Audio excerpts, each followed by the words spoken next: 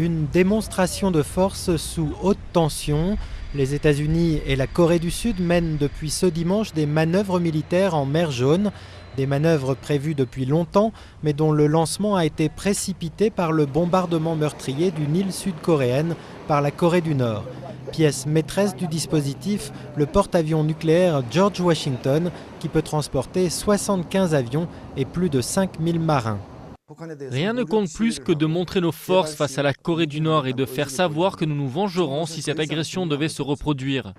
Les Sud-Coréens se réjouissent de cette implication des États-Unis, qui restent leur principal allié dans leur conflit frontalier avec leurs voisins du Nord. Nombre d'entre eux, choqués par l'attaque nord-coréenne qui a fait 4 morts mardi dernier, ont en effet regretté le manque de fermeté de la réaction du gouvernement de Séoul.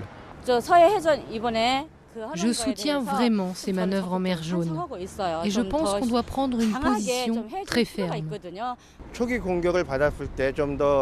Je pense qu'après l'attaque, on aurait dû contre-attaquer bien plus fort. Selon Pyongyang, le bombardement a eu lieu au titre de la légitime défense parce que la Corée du Sud aurait été la première à procéder à des tirs d'artillerie. Les Nord-Coréens ont d'ailleurs averti, si les manœuvres américano-coréennes venaient à s'aventurer dans leurs eaux territoriales, il faudrait s'attendre à des représailles sans pitié. Les observateurs, eux, ont les regards tournés vers le puissant voisin chinois et allié de la Corée communiste.